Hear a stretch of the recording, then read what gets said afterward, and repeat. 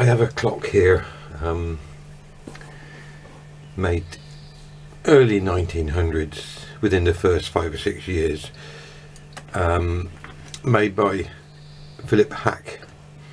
Now it's a bit unusual because it's got 3 very heavy balls.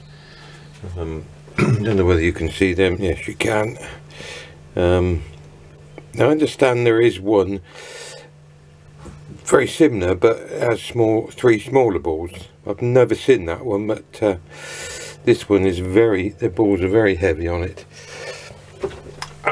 When I purchased it, basically all I did was change the torsion spring, because it was all twisted and messed about, and I changed the torsion spring just to see if it would work, and it's been working fine. But now I've just got round to going to strip it down and give it a service, polish everything up and lacquer it. I'm gradually going through my collection to do that. So it's made by Philip Hauck. The book says it's Philip Haas, but Haas never made any torsion clocks, and it's been determined that it was made by Philip Hauck. So we're going to take the torsion spring off. That's very slightly unusual as well. Very heavy top and bottom block. I'll put that safely in there out the way so that doesn't get damaged. Next job is to let the main spring down. That one's too big. Got 8, 7. There might be a 6. Yeah, 6. You need to have a good fit when you let the main spring go, and you always do that before you start to dismantle the clock, apart from taking the torsion spring off. That doesn't do any harm. So put it under strain, move the click out the way and let it gradually spin through your fingers. Now I could feel that was a bit juddery when it let down, because it's probably a little bit dry in there, I think. What happens after a while, the grease tends to dry out and cause all sorts of problems with it sticking. Take that out. A tub to put it in, I suppose.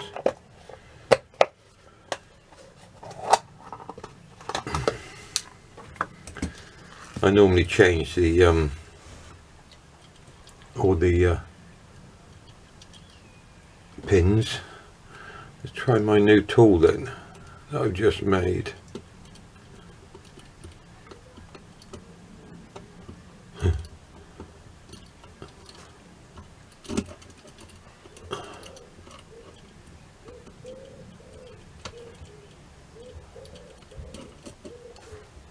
Well, I loosened it off.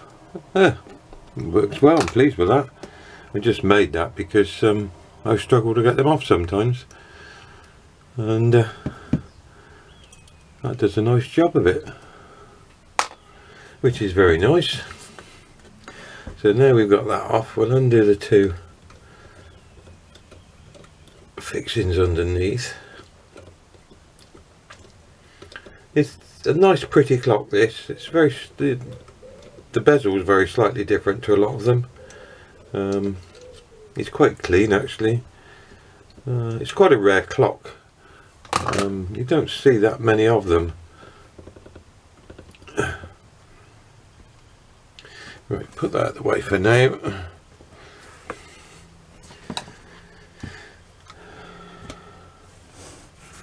Now we can go about taking it apart.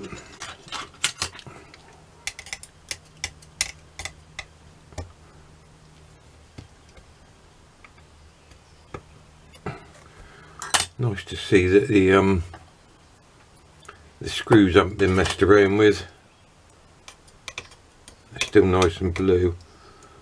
They're the slots haven't been mangled. It's very nice to see that. You can also see that the eccentric bush there is not been messed around with, so you know that's not been altered. And I know it works anyway, because it's been running for quite a fair while, until I got round to doing it, because I have about 35 clocks, I suppose, and I'm gradually going through them, get them stripped and serviced. If they don't work when I get them, then I strip them and service them straight away. But if they work, then I leave them until I get round to the to doing it. Oh, stab myself in the finger. Bit of blood on there in a minute, I expect.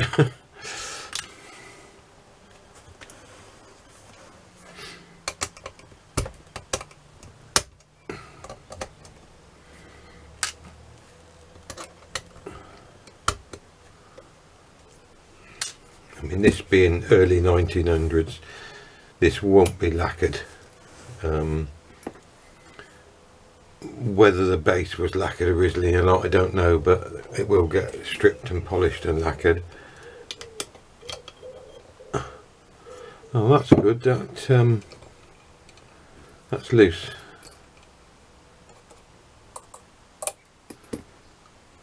Yeah, it's the only one that's loose. Yeah, looks in good nick. So say it's been running, so I'm not too worried about it. It's just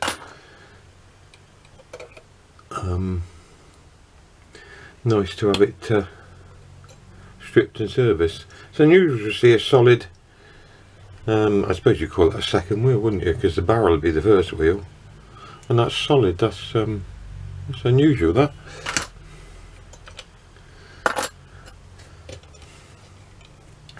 Now we take the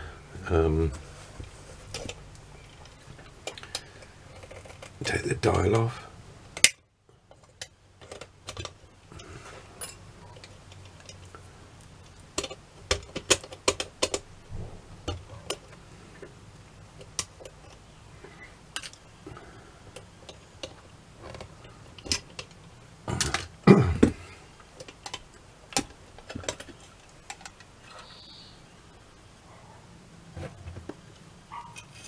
Oh, didn't expect it to fall out. I normally take that off first, but I forgot. We all have brain fade every now and then.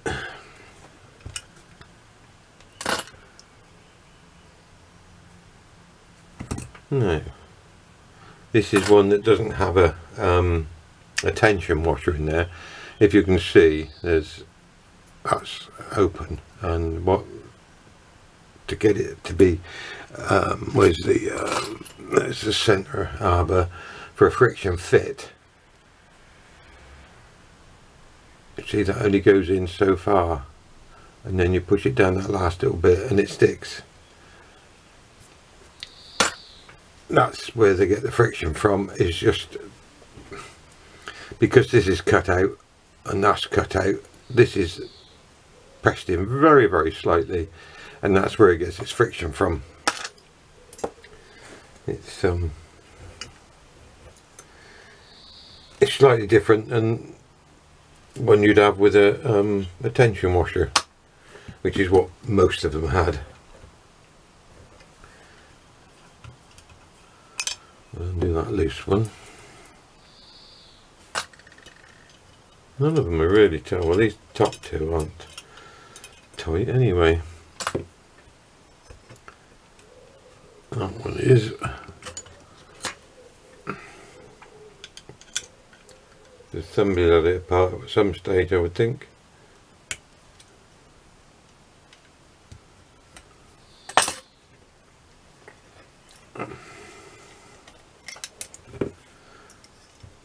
pretty straightforward to take apart and put back together. But decent thick plates.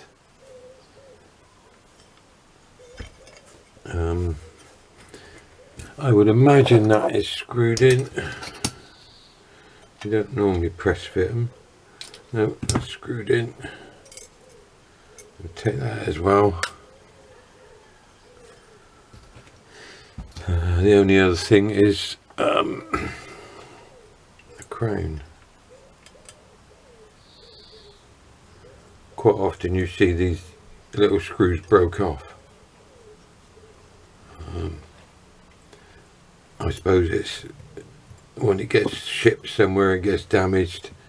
But these are, I have had to make these in the past, and put this in alum to dissolve the stub that's in there. But this is quite good.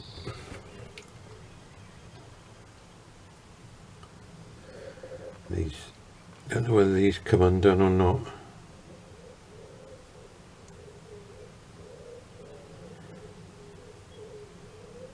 That's a bit weird. That's a left hand thread on there.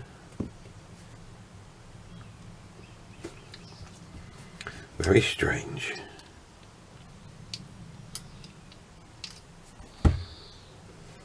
Never knew that before. Wonder why that is. Because that's the way you'd normally unscrew it, isn't it? Yeah. But that unscrews that way. Very odd. I have to look into that. And basically that's the clock stripped. And the base is relatively straightforward. It's nice to see that it's got that in there as well. A lot of them hadn't got them. I'll put that somewhere safe because it's an unusual part. I want spanner for this.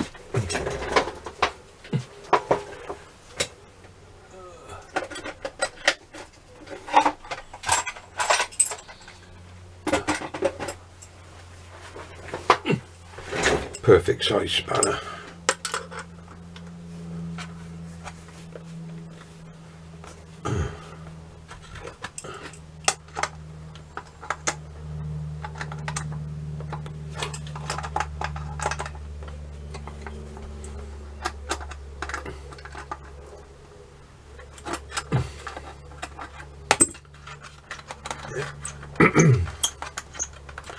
So it's all very easy to strip apart. Doesn't take much. Some of them you've got a wooden piece in here. Don't know whether this one has or not, but I can't separate it anyway because it's crimped around another piece. So if it's just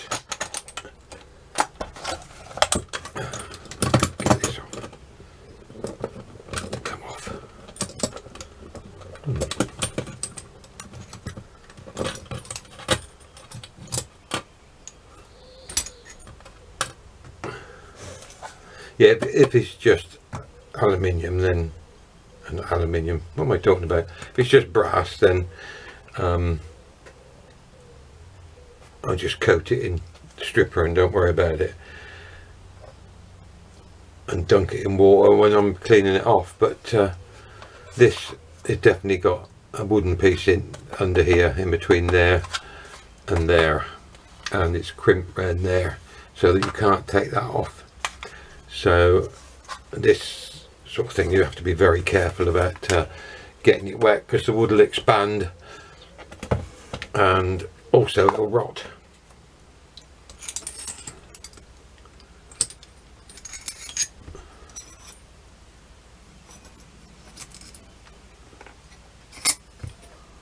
Put that in there. Oh.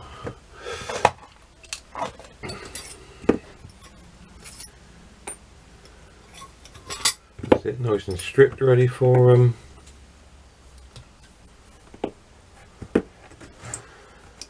polishing? I should imagine that's lacquer on there. It looks like it, because it's not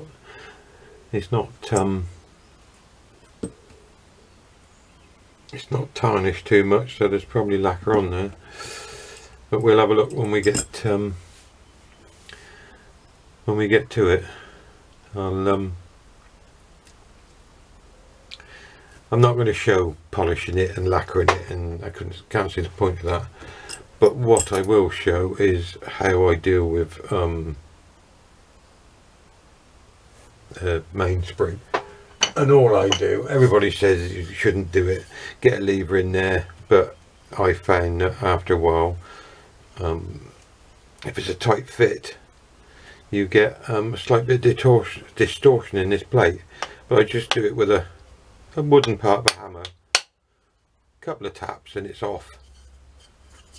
And you know, a little bit of wood is not going to damage a steel pivot. Well, it's not too bad in there actually. It looks pretty well lubricated. Maybe a bit too much oil, but not too bad. You notice there's a little punch mark there, which that's where that cutout goes. We'll have a look at that. I'll bring you back when I'm all set up, ready to take the mainspring out and show you that part. I'll bring you back in a bit. Okay, we're set up to remove the mainspring. Just need to get some gloves on so I don't get covered in oil, and I've got to put a leather glove on as well.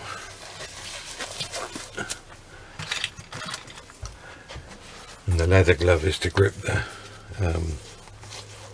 barrel so it can't turn.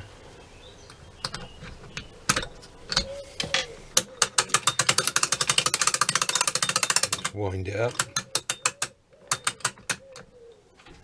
put the sleeve in,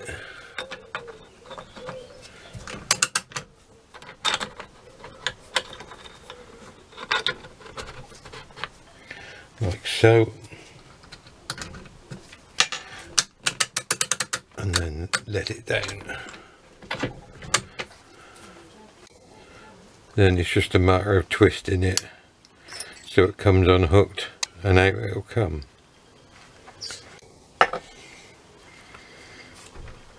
And then back in there.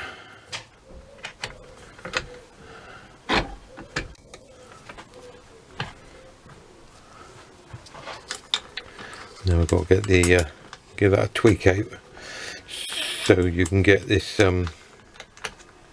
this hook in there. I know you can't see what I'm doing because my hand's in the way, but it just keeps the mainspring from turning, that hook.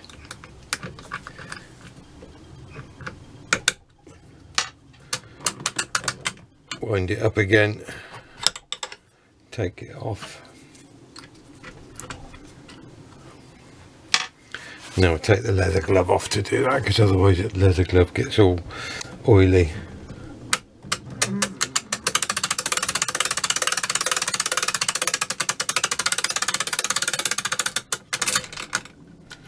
And that's it. It's out and ready for cleaning. It's relatively easy to do.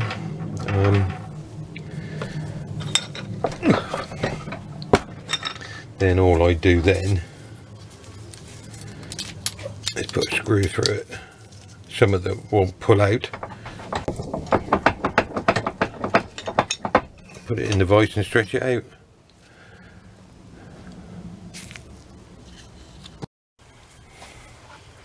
After it's cleaned, it's just a matter of putting it back together in the reversal.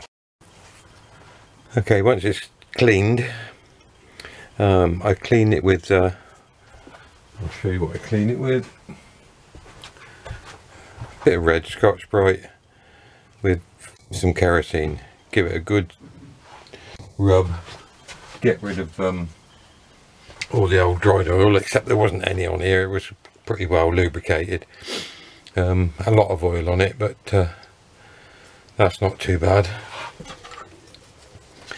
I don't bother oiling it until it goes back in, back in the barrel. So I just wind it up.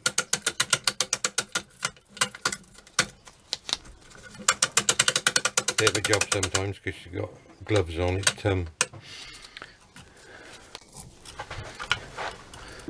Latex gloves tend to get trapped in there.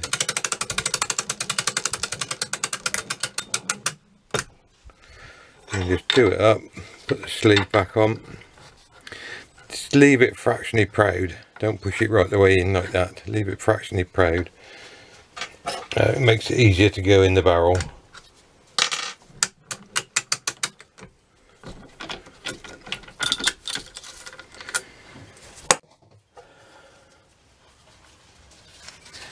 Let's give the barrel a white paint.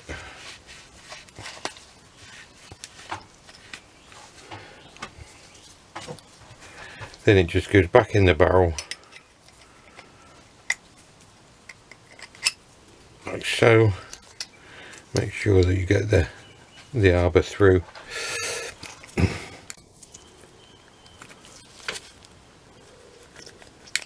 It can be a bit of a pain sometimes, and sometimes it's easier to use the, there we are.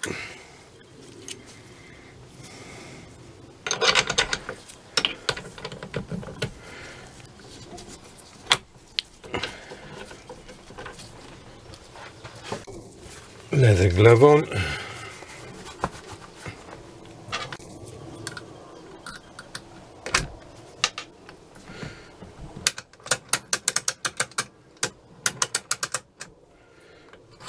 Sleeve off.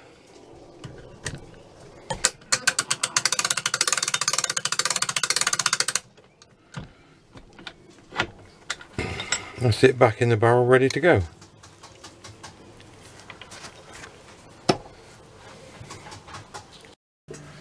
Okay, the next job is burnishing the pivots. Now, this is a homemade Jayco tool, Jaycot. Don't quite know how you pronounce it, but it's a tool that gives a bit of support. You have a look. I don't know whether you can see it, but it's only half the hole is cut here, and the other half is proud. So when you do it with the burnisher, like so, you're touching the pivot and nothing else. The burnisher is just a piece of high-speed steel, and it's probably a job to see, but it's got serrations very fine across like that. Easy enough to do. Just lay it on a piece of emery cloth and do it that way. So it puts lines on there. I don't polish it as such, I just burnish because they don't wear, and it's just to make sure that they're as smooth as they can be, basically. A bit of a job to do with the camera in the way, but I will try my best.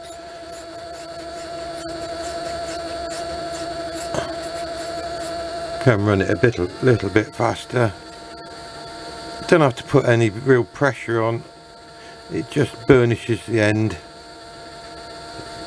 Basically it's hardening it, making it slightly harder. And that's it. Not hard to do. Where's my tissue? Just put oil on the burnisher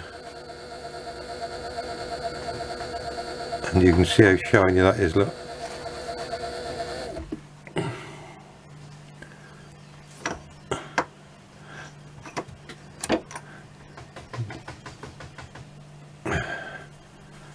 bit of a job to see, but it's got a nice shine to it, so, and you know it's smooth. And got to do the other end as well.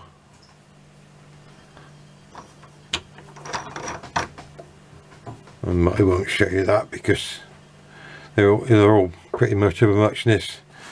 I'll bring you back when all that's been done.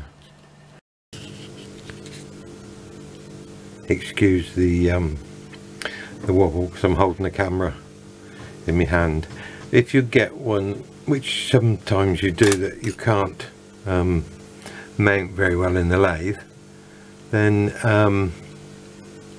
just make a brass one, drill a hole in line with the headstock and just fix it in the, you can't use a tip over tool rest like this because they're not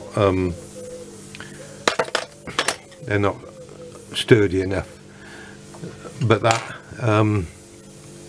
as you can see, it sits in there. All I've done is grip the pivot very lightly, because that's all that's stuck at the end is the pivot. I could set it up with a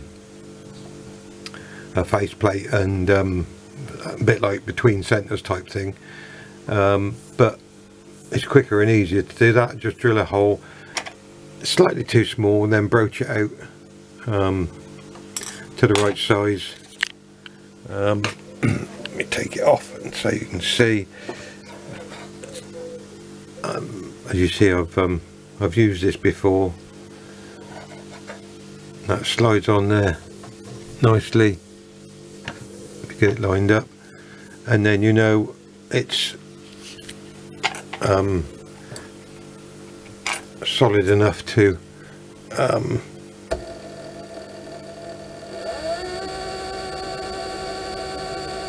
burnish the pivot.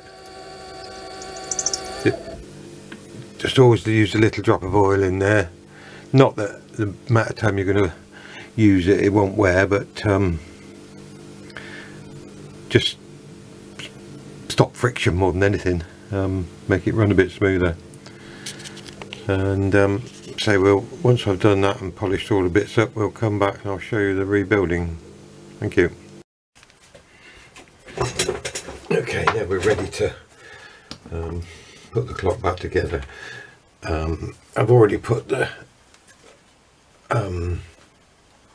base together after polishing and lacquering, and there was no need to show you that.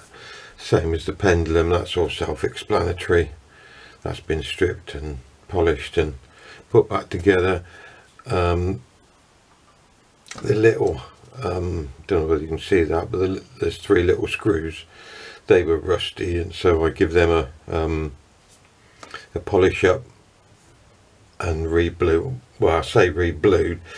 It's the same process, but they're never blue like they are in a watch, say. They're always sort of a black blue. So if you have a look at an original one that I haven't touched, you'll see it's the same sort of colour. So I try to match them as best I can. I've pegged all the holes like so with a until it comes out clean with a cocktail stick or a piece of pegwood, whichever you want to call it. I've made sure everything's clean, ready to go, so now it's just a matter of putting it together.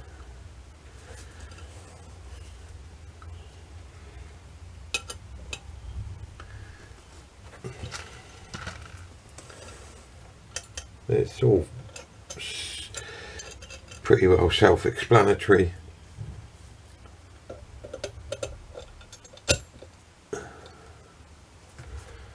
Just get everything in its place. The only thing I don't put on is the anchor. I leave that off.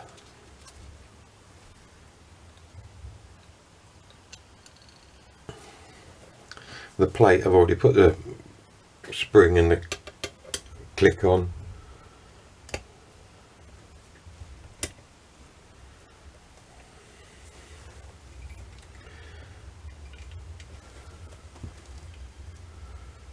It's just a matter of gently holding it together while you line everything up. Just takes a little bit of juggling. Don't want to squeeze it too hard, and you'll get stuff lined up and find out it'll come apart again. So it takes a bit of fiddling. Always wear gloves once everything's clean, because otherwise you'll get fingerprints on it.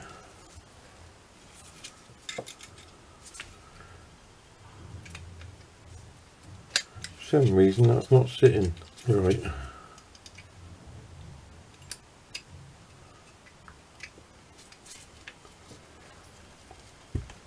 That's better. Get in there.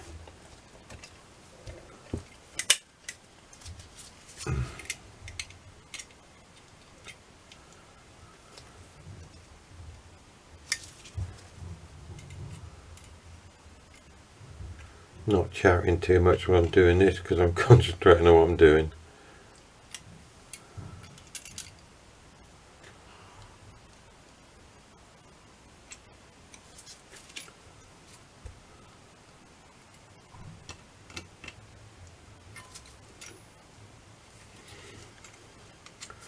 For some reason that's not finding its own. Right, that's up. Oh.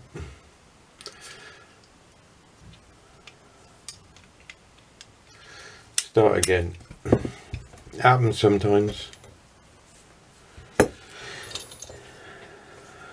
got to be careful, because you can't press too hard, because the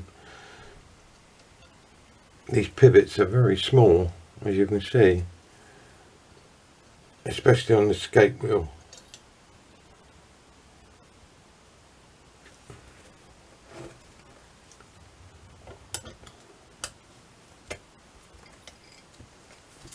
But we will get there.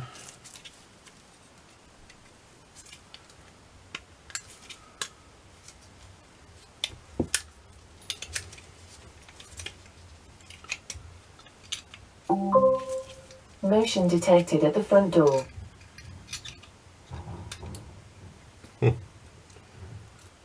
This escape wheel is being a bit of a pain.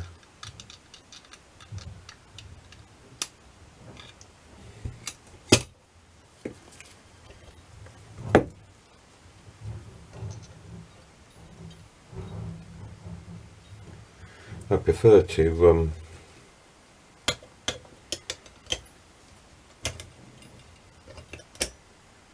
put some pins in one end, but you can't always do that, no matter how much you'd like to. If I can get these back two lined up, then I might be able to.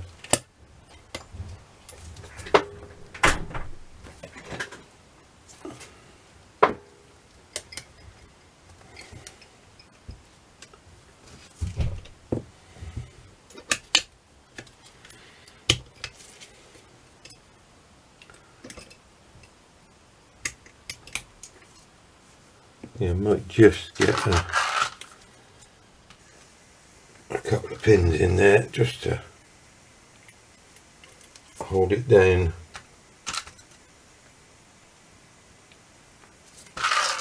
Even one pin is better than none.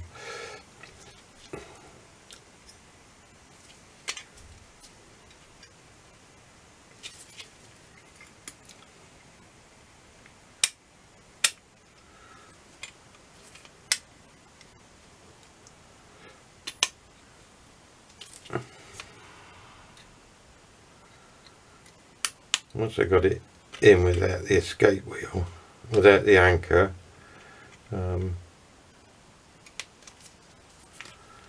show you why I do that.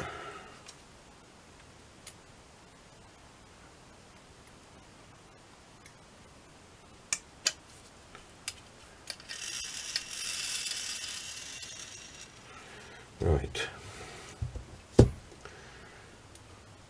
I use the old pins to start with, and then Once I'm happy with everything, I change them one at a time, take one out.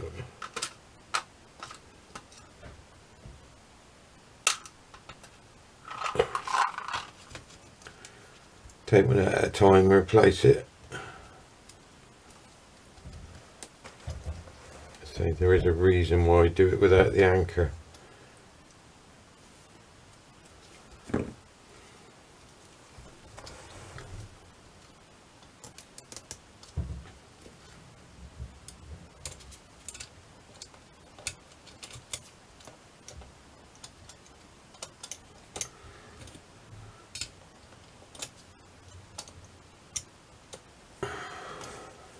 Just get the ratchet and the click and that in, and then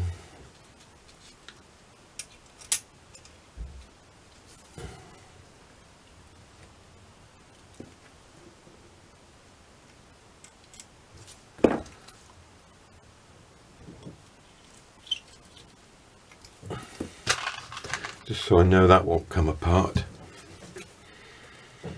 And then what I do is a couple of clicks on there and make sure it spins quite happily.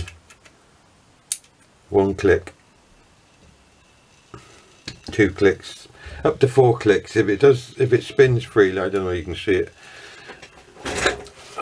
spinning. Yeah, you can. Then we know everything's running as free as it can be. Always just take the slack up first, and then up to 4 clicks, no more. If it won't run smoothly, then there's some friction somewhere. So then now all I do is release the top 2 pins, loosen the bottom 2 so I can open it up enough to get the anchor in.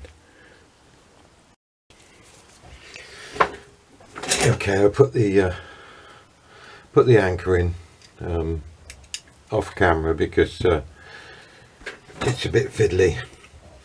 So the next job is a drop of oil, and I mean a drop of oil. A little bit on the click there, a little bit on each pivot.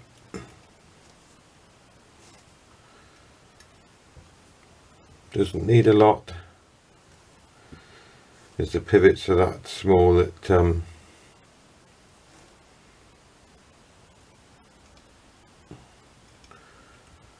they don't need a lot. I never order anchor because these move so slowly that it doesn't need it, and nothing wears anyway. I've got a midget one of these which I rebuilt, and it's been running fine with no oil on anything for probably 5 years, 6 years maybe. So it just proves they don't need a lot of oil.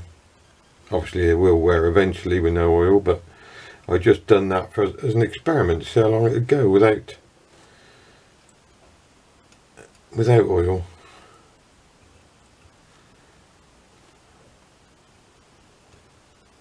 All I have is a little brass pot which I turned up myself. Put it inside one of my wife's earring cases, and I have a piece of brass with the end flattened and tapered to a point. I can't see the point in buying a specific oiler. They don't do any better a job, so can't see the point. Okay, so the next job then is motion works. Is that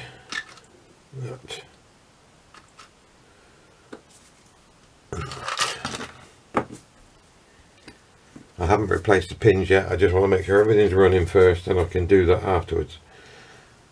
So the cannon pinion goes on first.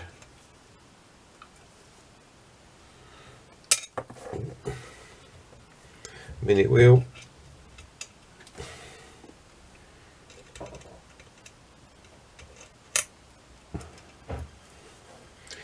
you know, I think that should have had a washer on there before the pin goes on, because oh, perhaps not, the hole is very close, so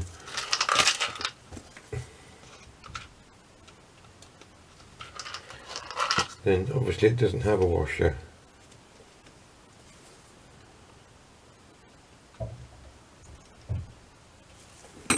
That's all it has. Quite often they have a washer, and some of the newer ones have a circlip or an E-clip. Again, I'm not putting the dial and that on until I know it's all okay, but that's together and ready to go on the base.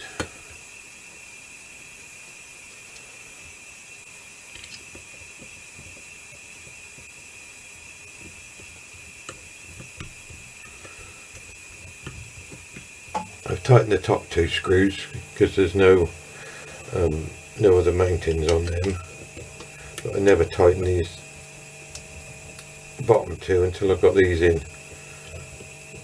I'll just pinch them up a little bit, get them roughly in the right position. But once these two knurled screws are done up,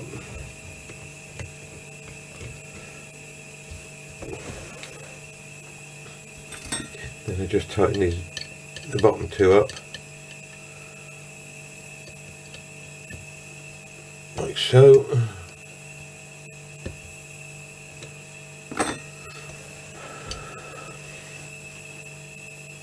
Next job is the saddle.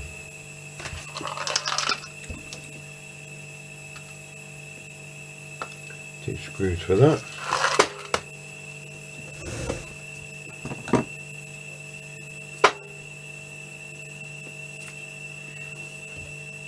I should have put the camera the other way around really, shouldn't I, because me being left-handed, that means everything's in the way.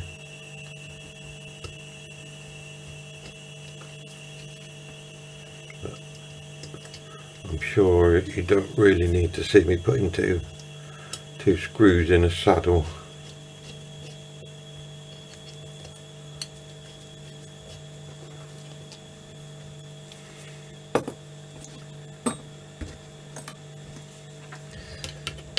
Give it a little bit of power, make sure it escapes, which it does. Turn it around that way so you can see. Well, hopefully you can see.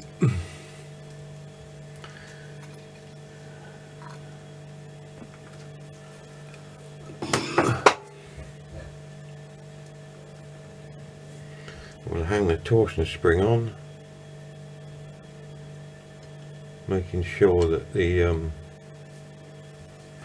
anchor, the fork goes either side the anchor pin,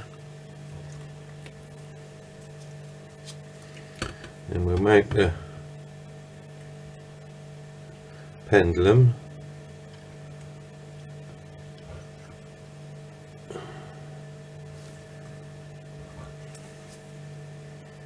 And get it in beat. It